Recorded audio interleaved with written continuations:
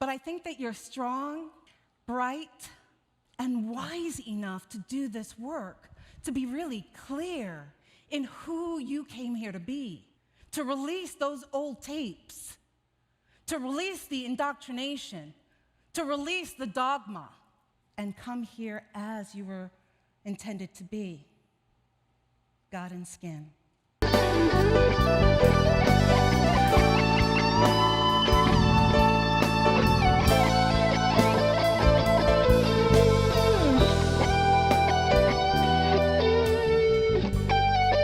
So powerful. Thank you, Celebration and the band. Absolutely stunning.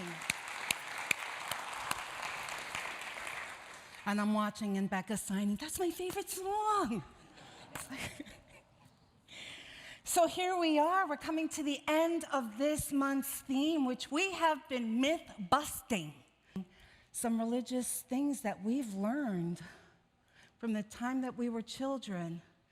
We've learned that they are truth. In this month, we've really dug deep to look at, are they really? Are they really true? And so last week, we spoke about what we thought God is. And there was some overlap there with Santa Claus.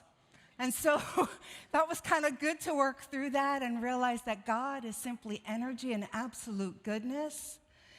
And then 3 weeks ago, we talked about heaven. Is heaven real, right? And we came to the conclusion that heaven really is a state of consciousness. And so it makes sense that I should kind of end this whole theme with looking at Satan and hell and discerning whether that is a man-made construct or really are the fiery pits of hell, available to all of us. I don't know. So I'll start, as I've started in many of these sessions. What did you learn? What did you learn that Satan was? The devil, okay. And what did the devil look like? Horns, what else? Tail, pitchfork, red, fire, heat. Okay, good. And where did this supposed devil live? In hell. And what did he do there? What was his occupation? Torturer. Okay. What else? Tormentor. Being miserable, right. Making everyone miserable. What did I hear over here? Recruiter? Of course, the recruiter. Yes, he wants more and more folks down there with him so that he could torment, right? Okay, so let's look at those ideas.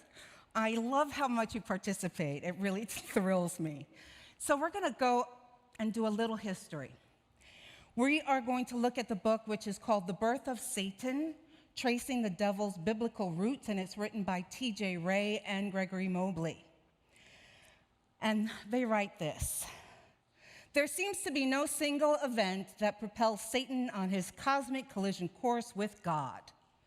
But one can cite a series of historical and social events that seem to have contributed to Satan's metamorphosis. The religious traditions and practices of Israel's neighbors, most notably the Canaanites, the Egyptians, and especially the Persians, are often cited as influencing Satan's rise to evil, gotta do that right, evil prominence. Okay, why is that? Because these neighbors, they had a pantheon of gods. They had gods that ushered people into the underworld. They had gods that were rulers of the underworld. They had gods that had horns and hoofs. So it was kind of how it bleeds into other cultures, right? And so when we read the book in the Hebrew Bible, such as Job, Zechariah, and Chronicles, it's important to be aware that these books were written after the Jewish people were exiled, after they were exiled from Israel. And so that means they were heavily influenced by all of these other religions, especially Zoroastrianism in Persia. So The Jewish people, before they were exiled, their writings didn't have any history of damnation. Did you know that? There was no theme of damnation of those who are evil. And all punishments from God were really based on like broken covenants with God, right? But then the diaspora came and things started to change. And when I say the diaspora, I'm talking about the dispersion of the Jewish people from Israel. So here they are, these people that have been dispersed away from Israel based on war, right? And they were the elite leaders predominantly that were shoved out. What happens when in their mind they are keeping true to God, they are holding God's covenants and laws, and still bad things occur? Well, in ancient times, at that level of consciousness, what was discerned is that it had to be something. There had to be an adversary at work. And so soon you'll see in some of the writings now there's angels that are bearers of the chaos. And they feel like that's a little bit more palatable than having God be smiting everyone, even when they're following the laws, right?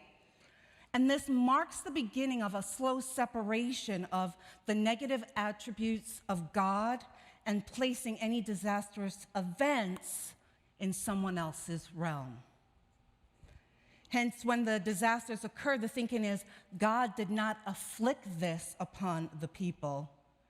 It was the evil ones that did it. Now, I know some of you are thinking, oh, wow, that's so like ancient thinking, right?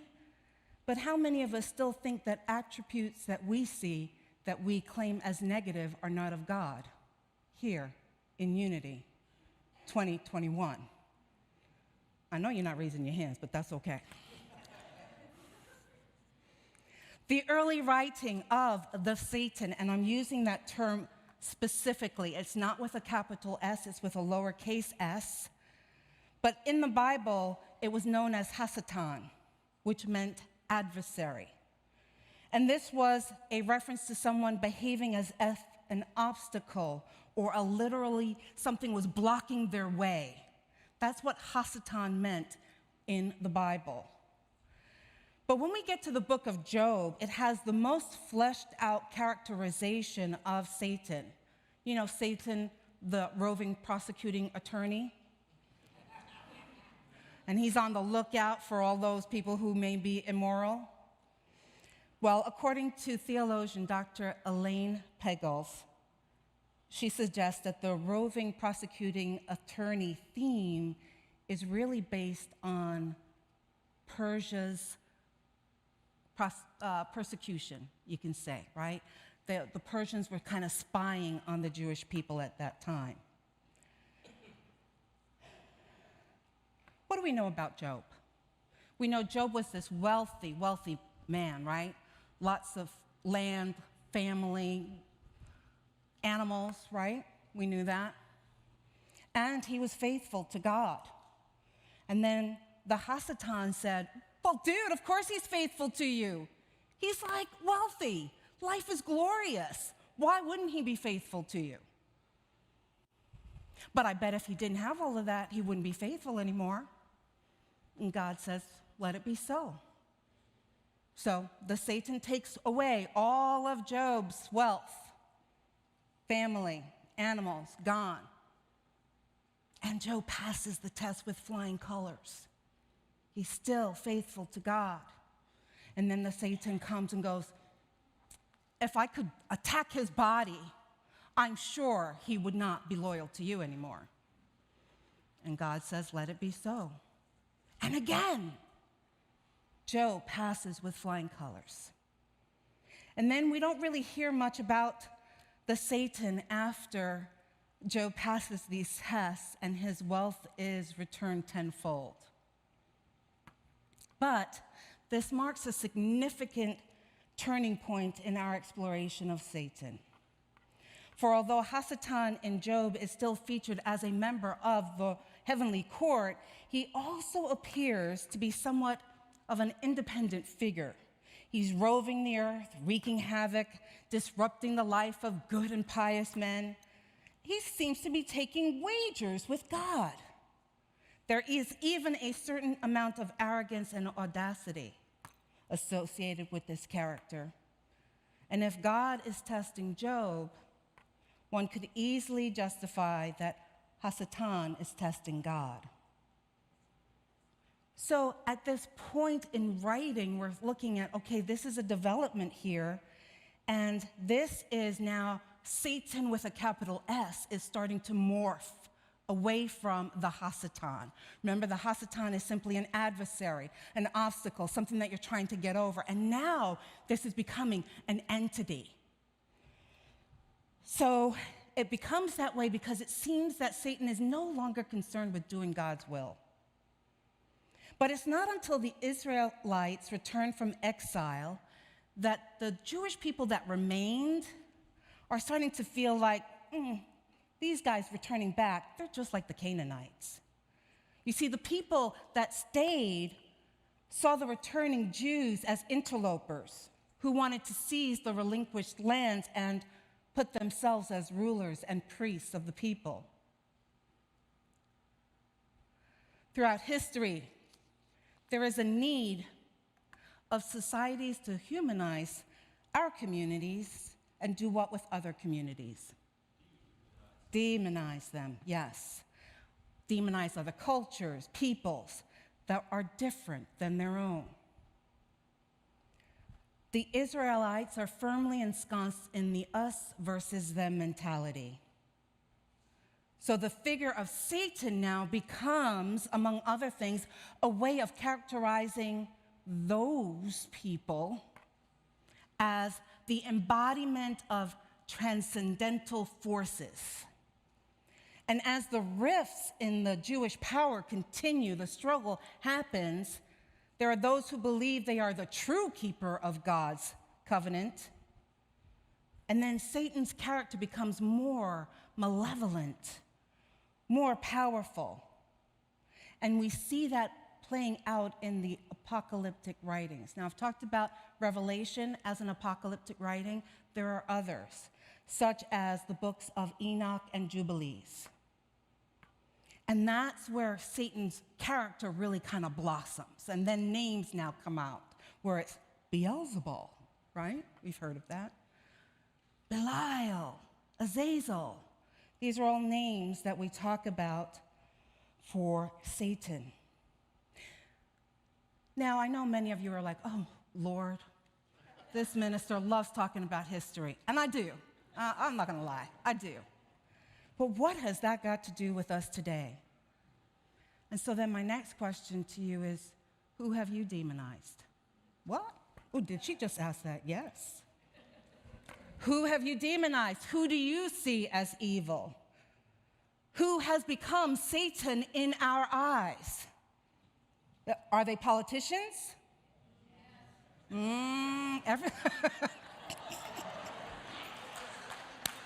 I applaud you.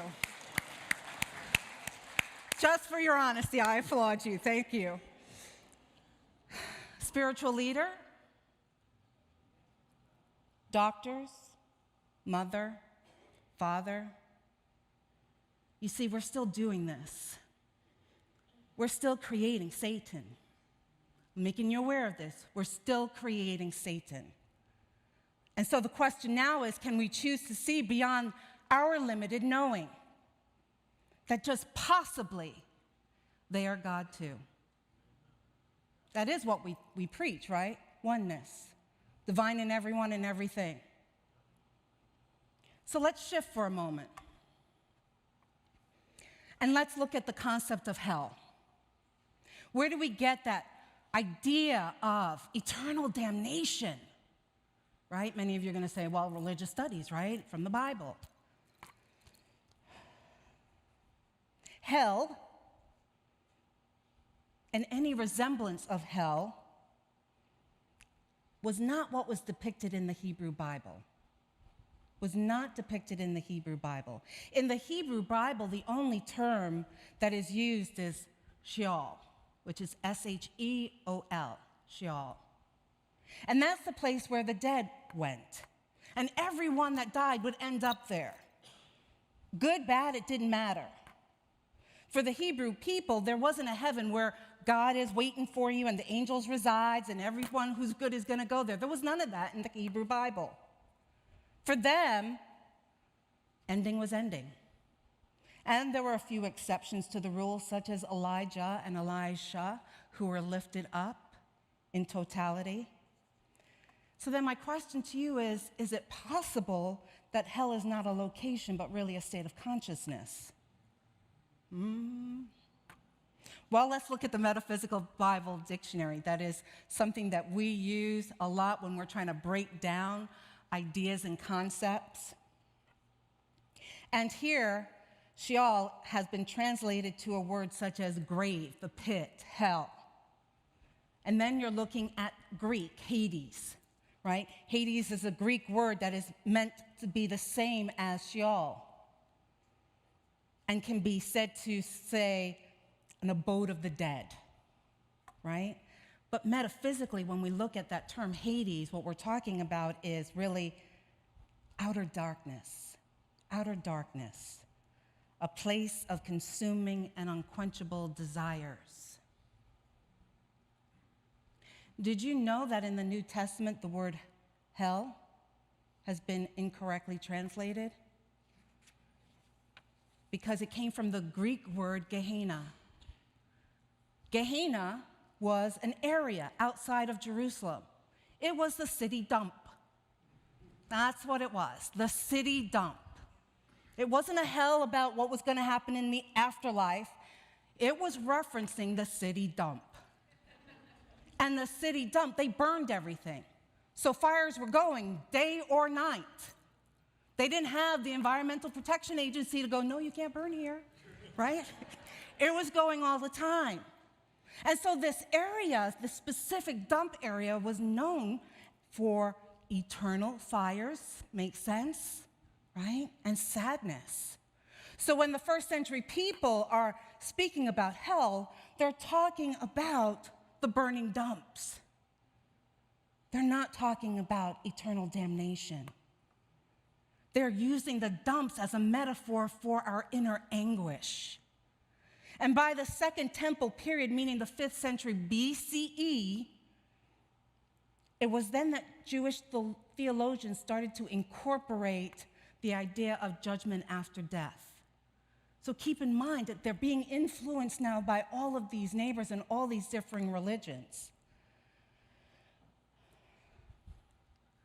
So here we are. We're challenging the constructs of Satan and hell. And keep in mind that Satan, for the Israelites, answered their question of theodicy. Now you're like, what's theodicy? Theodicy is an attempt to justify and defend God in the face of evil.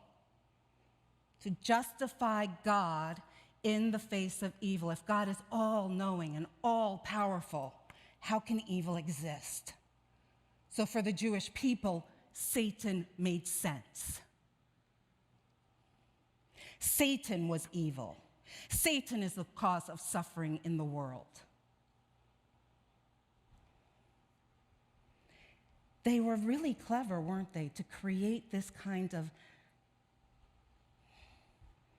situation in making God okay and then having to create something so evil. But if we look around us at the world today, I would say that we are equally clever, right? How often do we see people using righteous indignation to destroy people, to destroy others? Humans whose egos are running their lives, justifying their behaviors that are not of love, of oneness, of inclusion. Egos that sit in judgment of others. Egos that demand others change and conform to what they want and need without care of how their soul may be destroyed in the process. Egos who believe so deeply that others are wrong, they are willing to justify lying and false accusations. Today, 2022.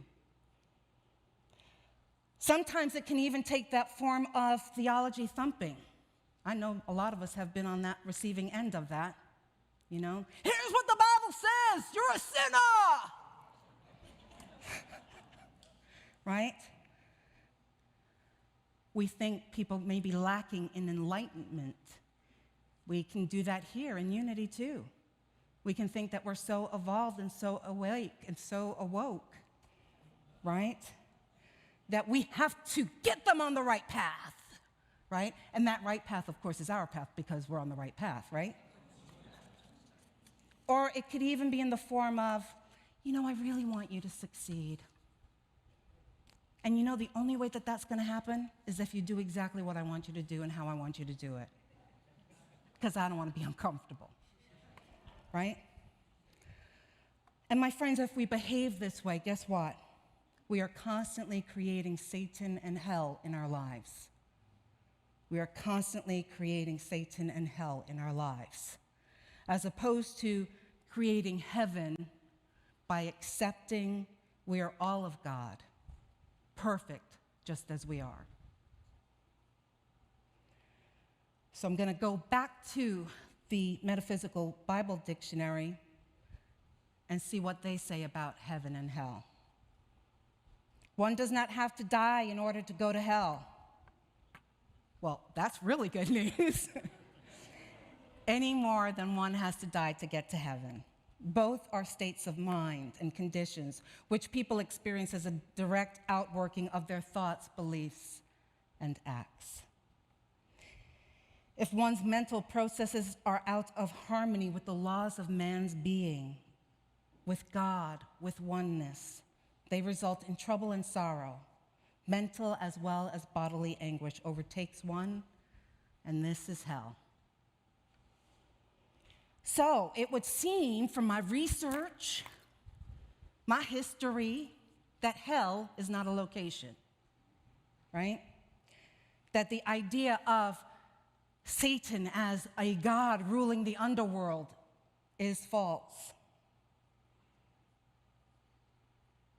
Hell is our beliefs and emotions being out of alignment with oneness in spirit. That's hell, right? If we allow our ego to believe that our own path is the only correct one and all others are wrong, isn't that hell? Because that means everyone else on the planet is wrong besides me and my friends who think the same way. Hell is absorbing somebody else's belief about you. How many times have we heard, oh, you're too sensitive, you're too strong, you're too emotional, you're too soft, you're too intellectual, right? And then we absorb their thoughts as definitions of ourselves and our worth. I don't know about you, but isn't that hell? Hell is being consumed by sense consciousness to the point that we forget our purpose is to be oneness and to express God, to express love.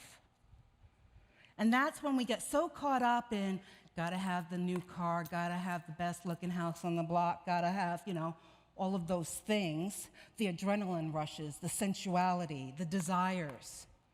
And we end up in lack consciousness and unmet expectations.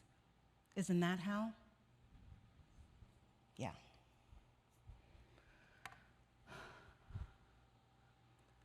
So this month has been a really powerful month in looking at and questioning our theology.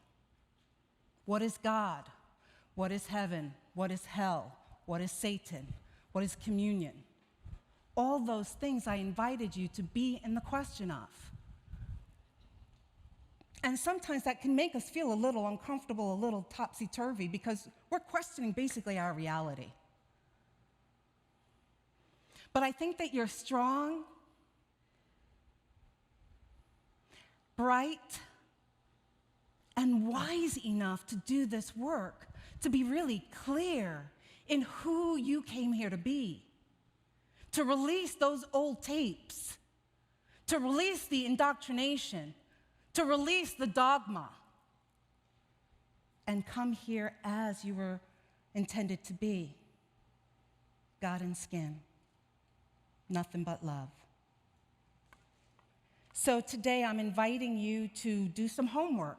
I haven't given you homework in a while. And so this week I want you to look at the areas in your life that you are creating hell. Look at those areas that you say, this has been a hell year, this has been a hell week, this is a hell job. I don't know about you, but I've said those things. Look at that. And how are you creating that hell? How are you participating in creating that hell? And make a choice to create heaven. For meditation, we are going to do the Ho'oponopono in our release work of all of this.